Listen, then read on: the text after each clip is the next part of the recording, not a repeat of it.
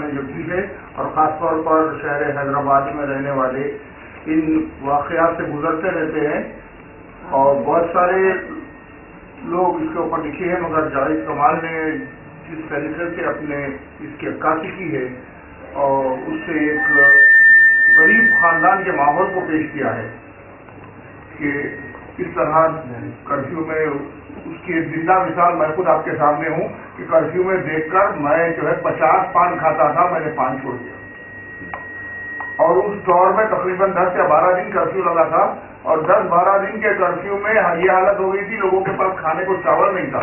ہم لوگ گھر گھر پھر کے پیسے جمع کر کے چاول کے تھیلے جمع کر کے لوگوں کو لے جا کے گھر پر دیتے تھے، کیونکہ وہ جب وہاں پہ بانٹے تو لوگ جمع ہو جاتے تھے، کسی حقدار کو حق نہیں ملتا تھا۔ تو ایسے کئی واقعات ہیں جو اپنے طور پہ لوگ کام انجام دیتے ہیں۔ تو بہرحال میں مبارکباد دیتا ہوں جاوید کمال صاحب کو کہ انہوں نے بہت اچھا اپنا جھنڈا اونچا رہے ہمارا، اور حقیقت میں انہوں نے ہندوستان کے جھنڈے کی صحیح عکاسی کی ہے۔ شکریہ ڈاکٹر مین صاحب، سلیم صاحب۔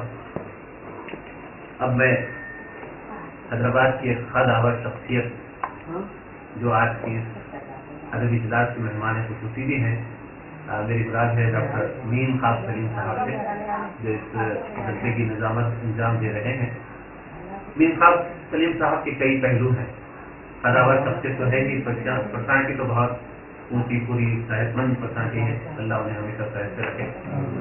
یہ ایک بہت اچھے مضمون نگار بھی ہیں، بہترین تنقید نگار بھی ہیں، اور اسکول میں پڑھاتے بھی ہیں، اور جو ہے کالج میں بھی پڑھاتے ہیں، شاہجہاں کالج سے بھی وابستہ ہے، اور بہادرپورہ کالج کے جو ہے ہیڈ ماسٹر بھی ہے یہ، اور بہترین شاعری کرتے ہیں، بہترین نظامت کرتے ہیں پروگراموں کی، اور سب سے بڑھ کر ان کی جو شناخت ہے وہ بحیثیت مراسلہ نگار ہے۔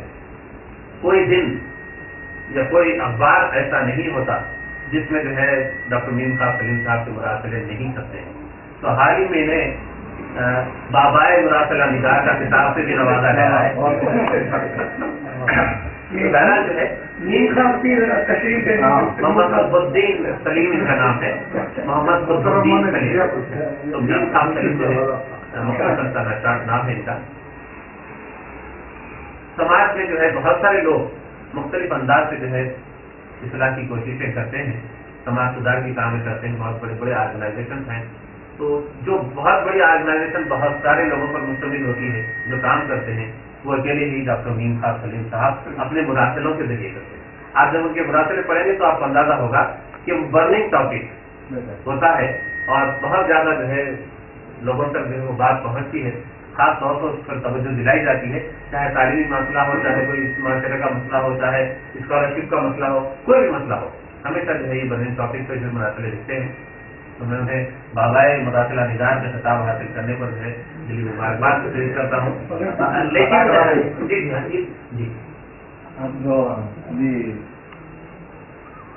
تعارف کرائے ہیں جی تو میں شہر سے اتنی دور رہتا ہوں، تو یہاں سے دور میں بھی جو ہے جاتا ہوں، اور میں درس و تدریس میں بھی میرا بھی پیشہ ہے۔ تو جو میرے ذہن میں آتا ارے یہ لکھنا، یہ ایک مراسلہ ہم بھی ڈالیں گے، ہم بھی ایسا کریں گے بول کے میں سوچتے رہتا ہوں، پیپر دیکھتے ہو آ جاتا میں اس کے نیچے نام انتخاب کروں گا، اسی لیے آپ سے میں غور و فکر کرتے رہتا ہوں، میں غور کرتا ہوں کہ یہ چیز پہ لکھیں گے۔ تو ابھی جو ہے ایک جگہ میں سوچ کے آیا، اتفاق وہ پتہ نہیں کیا بات ہے کہ ایئرپورٹ کو گاڑیاں آنے جانے کے واسطے جو ہے وہاں پہ روک رہے تھے، پولیس والے بہت روک رہے تھے۔ تو میں سمجھا کہ میں لکھ دوں ایک بار میں تو بھی ڈالوں یا کچھ بھی کروں بول کے ایسا، میں کیونکہ میں بھی متاثر ہوا اس سے، میں نہیں جا سکا۔ میں یہ سوچ رہا تھا تیسرے یا چوتھے دن میں پڑھوں پیپر کہ آیا کہ زبردستی پولیس والوں کی لاٹھی ہو گئی، لکھے ہوا ہے، رسی نیچے دیکھے تو پھر وہ منقاب تک سلیم صاحب کی خاص بات یہی ہے کہ جو لوگ سوچتے ہیں وہ کپڑے سے ساتھ بہت آگے بھی سوچتے ہیں، بہت آگے رہتے ہیں۔ مگر میں بتانا چاہ رہا تھا کہ اتنی مطلب خاص شخصیت ہے، عام خوبیوں کے مالک ہے، مگر گھر میں تھوڑا سا جو ہے آتا ہے آدمی جب बीवी का जब सामना होता है या घर के माहौल में आता था तो तमाम खूबियां सलाहियतें जो है वो सरेंडर हो जाती है।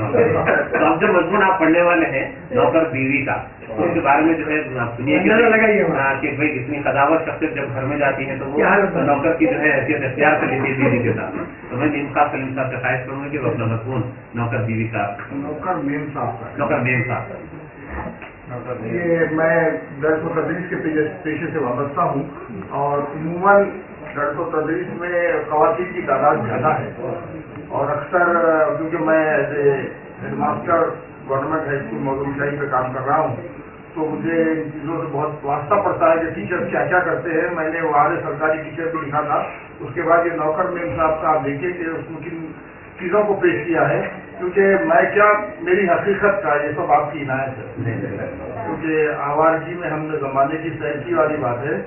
बहरहाल जाहिद कमाल साहब ने कुछ ज्यादा ही कमाल दिखाया मेरे बारे में और ज्यादा कमाल दिखाते हैं आप, क्योंकि वक्त की कमी की वजह से जो है उसको स्टार्ट कर दिया जाए। जब तक नौकर मेम साहब का इसका अनुमान है, नौकर मेम साहब का, जब तक माँ बाप का साया सर पे होता है वो बेफिक्री के साथ फिरता है।